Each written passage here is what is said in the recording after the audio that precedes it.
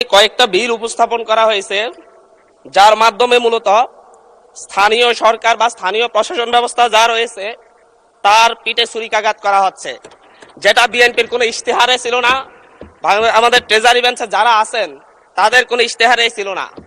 আমাদের বিএনপি দলীয় যেই ইশতেহার ছিল 31 দফার 20 নং দফায় ছিল যে হচ্ছে মৃত্যু কিংবা কোনো দণ্ডে দণ্ডিত হওয়ার আগ পর্যন্ত কোন সিটি কর্পোরেশন, পৌরসভা কিংবা স্থানীয় সরকারের কাউকে অপসারণ করা হবে না।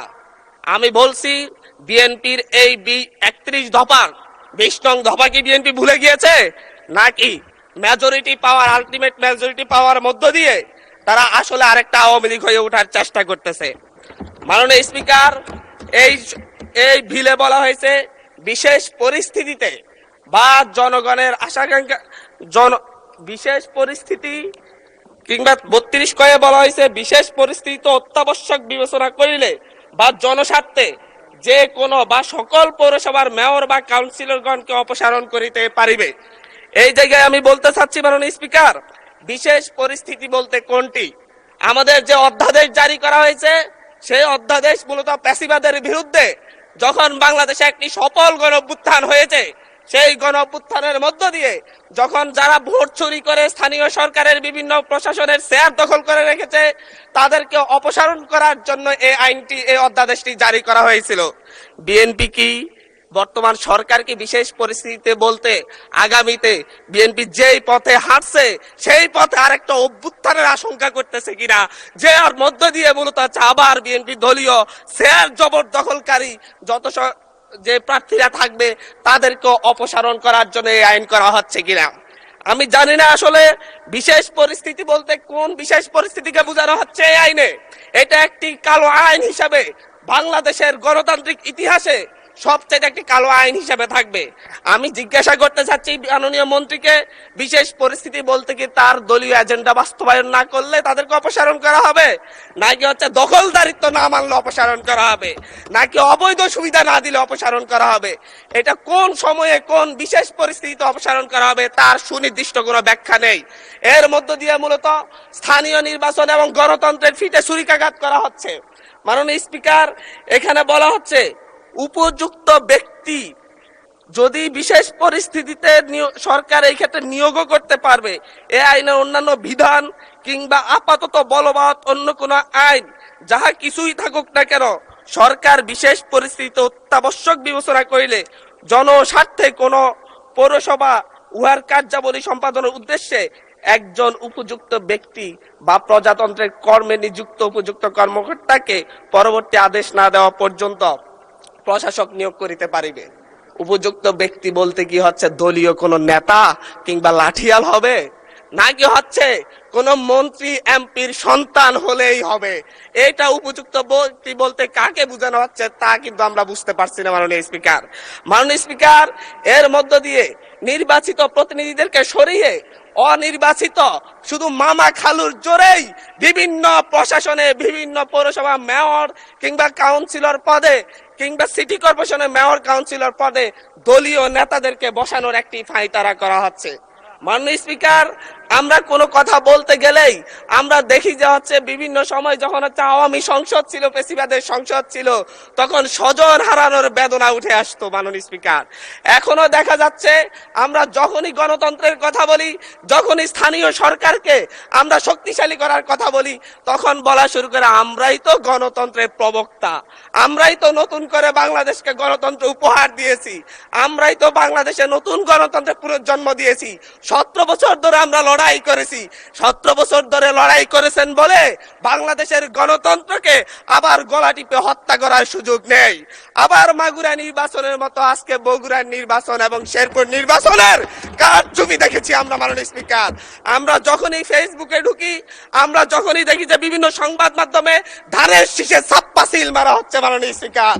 আজকে 2024-এর 2024-এর এমন রক্তক্ষয়ী সংঘাতের পরে আজকে যখন একটা উপনির্বাচন এবং একটা স্থগিত হওয়া নির্বাচন হতে যাচ্ছে, তখন আমরা দেখছি বিরোধী দলীয় এজেন্টদেরকে ঘাট ধাক্কা দিয়ে বের করে দেওয়া হচ্ছে, কেন্দ্রের ভিতর ঢুকে এজেন্টদেরকে আহত করা হচ্ছে এবং ছোট ছোট বাচ্চাদেরকে লাইনে দাঁড় করায়, স্কুলের বাচ্চাদেরকে লাইনে দাঁড় করে ভোট দিতে দেওয়া হচ্ছে। এর চাইতে নির্লজ্জতা আর কি আছে মাননীয় স্পিকার? এর মধ্য দিয়ে মূলত আরেকবার বাংলাদেশকে সংকটে ফেলা হচ্ছে। একটা বিষয় হচ্ছে, আমাদের যে ট্রেজারি বেঞ্চ রয়েছেন, ওই ট্রেজারি বেঞ্চের নেতারা বারবার বাংলাদেশের গণতন্ত্রকে হত্যা করার চেষ্টা কিন্তু করেছেন, কিন্তু ওনারা ব্যর্থ হয়েছেন, আওয়ামী লীগের মতো সফল হন নাই। 1994 সালের মাগুরার নির্বাচনের মধ্য দিয়ে ওনারা চেষ্টা করেছিলেন একতরফা নির্বাচন করে টিকে থাকতে।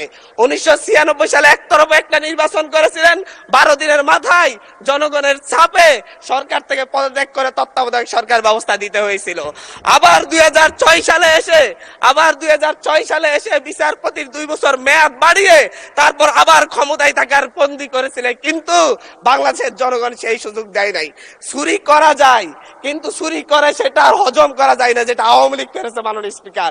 ঠিক একই ভাবে 2024 সালে এসে এখন 2026 সালে এসে এখন আবার চুরির ধান্দায় নেমেছে। এবং চুরি করে, আমি আবারও বলছি, বিএনপি যতই চেষ্টা করুক আওয়ামী লীগ আর হইতে পারবে না মাননীয় স্পিকার।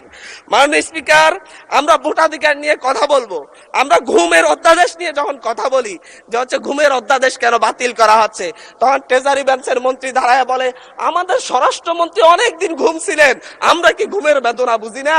আমাদের মাননীয় প্রধানমন্ত্রী এতদিন নির্যাতন ছিলেন, আমরা কি বুঝি না ঘুমের বেদনা? শেখ হাসিনার মতো স্বজন হারানোর বেদনা এত বেশি বুঝেন, কিন্তু এই ঘুমের অধ্যাদেশ, ঘুমের তদন্ত করতে হলেই আপনাদের সরকারি কর্মচারীর বিরুদ্ধে তদন্ত করতে হলে সরকারেরই অনুমতি লাগবে, সেই আইন করে যাচ্ছেন। আবার বলতেছেন যে হচ্ছে সরকারি কোনো গোপনীয়তার জন্য কাউকে গুম করা হলে সেটা গুম হিসেবে যেন বিবেচনা করা না হয়। এটা তো দ্বিচারিতা ছাড়া আর কিছু না মাননীয় স্পিকার। মাননীয় স্পিকার, মানবাধিকার কমিশন অধ্যাদেশ বাতিল করে দিয়ে আবার সেই শেখ হাসিনার 2009 সালের প্রয়োগ করা আইনে তারা ফিরে যাচ্ছে।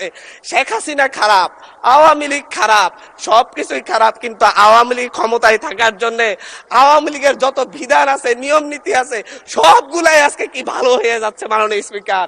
কিন্তু অভ্যুত্থান পরবর্তী যে মানবাধিকার অধ্যাদেশ, যেটাকে সকলেই গ্রহণ করেছে, সেই অধ্যাদেশকে তারা বাতিল করে ফায়ে ছুড়ে ফেলে দিয়ে মূলত জাতির সাথে প্রতারণা করছে মাননীয় স্পিকার। মাননীয় স্পিকার, এই জায়গায় আজকে সুপ্রিম কোর্ট সচিবালয় অধ্যাদেশ বাতিল করে দিয়েছে। আমাদের মাননীয় প্রধানমন্ত্রী তারেক রহমান সাহেবের ওনার একটা ফেসবুক পোস্টেই উনি উল্লেখ করেছেন সুপ্রিম কোর্টের জন্য আলাদা সচিবালয় করা হবে এবং সুপ্রিম কোর্টকে বিচারালয়কে স্বাধীনতা দেওয়া হবে। আজকে আইসা বলতেছে সুপ্রিম কোর্ট সচিবালয়ের কোনো দরকারই নেই, কোনো প্রয়োজনীয়তা নাই। এখন যদি বলি যে হচ্ছে আমরা বিচার বিভাগের স্বাধীনতা চাই, 28 জন বিচারককে শোকজ করা হয়েছে তাদের অভ্যন্তরীণ মেসেঞ্জার গ্রুপে শুধু আলাপ আলোচনা করার কারণে।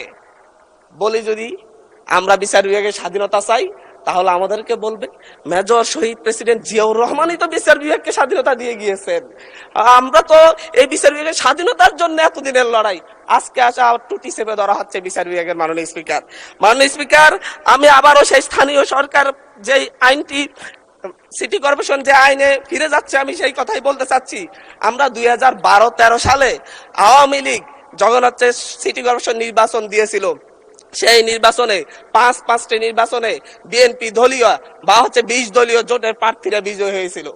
বিএনপি আওয়ামী লীগ কারচুপি করতে পারে নাই, কিন্তু পরবর্তীতে সেই নির্বাচিত মেয়রদেরকে অপসারণ করে আওয়ামী লীগ তাদের দলীয় এবং হচ্ছে বিভিন্ন প্রশাসক বসিয়েছিল। মাননীয় স্পিকার, দীর্ঘদিন ধরে ট্রেজারি বেঞ্চের মেয়র আরিফ, তৎকালীন সিলেটের মেয়র ছিলেন আমাদের বর্তমান এমপি সিলেটের আরিফ ভাই, ইয়া ছিলেন হচ্ছে প্রফেসর আব্দুল মান্নান সাহেব। প্রত্যেককে তাদেরকে গাজীপুরে ছিলেন, তাদের প্রত্যেককেই তাদের চেয়ারে বসতে দেওয়া হয় নাই।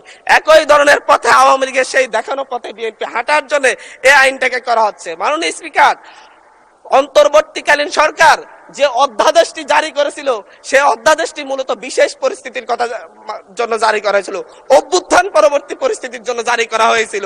কিন্তু বর্তমানে এই বিশেষ পরিস্থিতির কি প্রয়োজন, কেন এইটাকে আবার আইনে রূপান্তর করে মূলত স্থানীয় সরকারকে শক্তিশালী করার বিপরীতে দুর্বল করে তার পিঠে একটা, তার গলায় একটা ছুরি ধরে রাখার কি প্রয়োজনীয়তা পড়লো? এর জবাবটা অবশ্যই আমরা চাইব মাননীয় স্পিকার। এবং বিশেষ পরিস্থিতি বলতে কি বোঝানো হয়েছে, বিশেষ ব্যক্তি, উপযুক্ত ব্যক্তি বলতে কি বোঝানো হয়েছে, এর ব্যাখ্যা ছাড়া এই আইন পাশ করা হলে এর মধ্য দিয়ে স্থানীয় গণতন্ত্রকে আবার গলা টিপে হত্যা করা হয়েছে বলে আমরা ধরে নিব মাননীয় স্পিকার। ধন্যবাদ মাননীয় স্পিকার।